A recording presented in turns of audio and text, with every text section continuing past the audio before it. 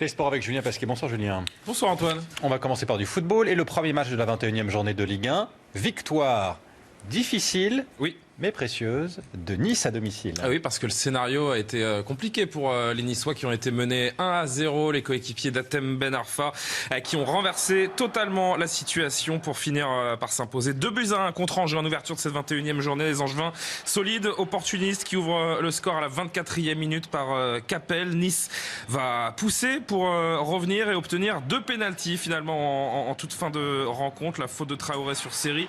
Hatem Ben Arfa à la 80e minute. 4 minutes seulement plus tard, la main cette fois de Manceau dans la surface. Hatem Ben Arfa encore une fois pour son 9e but de la saison. Nice se relance, monte provisoirement sur le podium de notre championnat. Angers, toujours deuxième, pourrait perdre sa place dès ce week-end au profit de l'AS Monaco. Regardez toutes les rencontres de cette 21e journée avec le Paris Saint-Germain qui sera en déplacement à Toulouse. On va en parler dans un instant.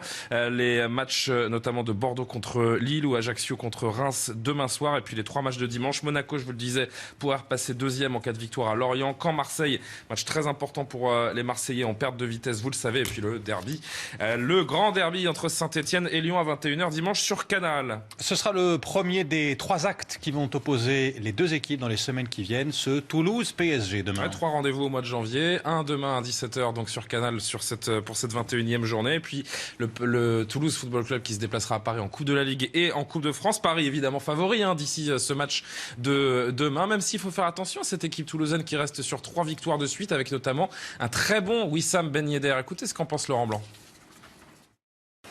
Toulouse, c'est toujours un adversaire un peu délicat pour Paris Saint-Germain, surtout à l'extérieur, chez eux, au Stadium.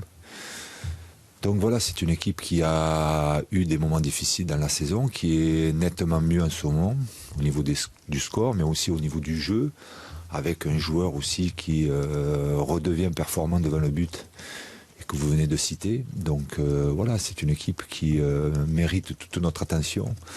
Allez, un mot de Ligue 2, Julien. Oui, avec les résultats de la journée de Ligue 2 en grande partie disputée.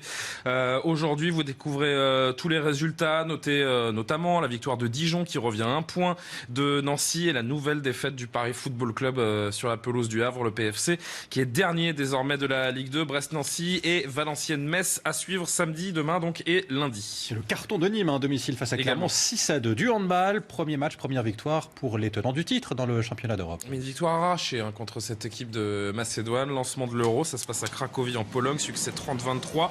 Assez laborieux quand même pour les Français qui ont heureusement pu compter, comme souvent, sur un très bon Thierry Omeyer qui a multiplié les arrêts dans le but de l'équipe de France. Donc une rencontre où les autres cadres de la sélection ont commis beaucoup de fautes inhabituelles, des pertes de balles, des tirs ratés. Mais une bonne fin de match des joueurs de Claude Onesta qui se sont finalement imposés. Mais il faudra quand même hausser le niveau. Rendez-vous pour le prochain match contre la Serbie. Ce sera dimanche. Puis la Pologne, le pays hôte. Rendez-vous mardi donc pour cette phase de poule de l'Euro 2016. Du rugby est l'avant-dernière journée dans la phase de poule de la Coupe des Champions, la Coupe d'Europe. On va faire un point rapidement sur le programme en attendant le coup de sifflet final du premier match entre les Ospreys et Clermont. Je cherchais le résultat. C'est Clermont qui mène, 13-12 à l'extérieur. À 20 petites minutes de la fin. Bordeaux, le Stade Français, Toulouse sur les terrains demain. Toulouse qui sera à Oyonnax et puis le Racing et Toulon ont rendez-vous dimanche contre les Scarlets et les Wasps. Du ski, Julien. 2 semaines après sa victoire lors de la descente de Santa Catarina en Italie, Adrien Théo confirme sa très bonne forme du moment. Il a décroché le premier podium de sa carrière en super combiné. Ça se passe à Wengen en Suisse, de très bon augure avant les prochaines échéances. 2 Norvégiens devant lui, Jens Ruud et Axel Lund Svindal. Théo qui est en confiance avant le rendez-vous. Demain, sa spécialité, la descente. C'est la plus longue du circuit, la descente de Wengen. Aucun Français ne s'est imposé sur cette descente depuis 1970. Vous savez qui c'était ? Vous allez me le dire. Henri Duvillard. Je pensais que vous saviez, je suis un peu déçu. Je serai mieux la prochaine fois. Merci Julien. D'accord. Et à tout à l'heure.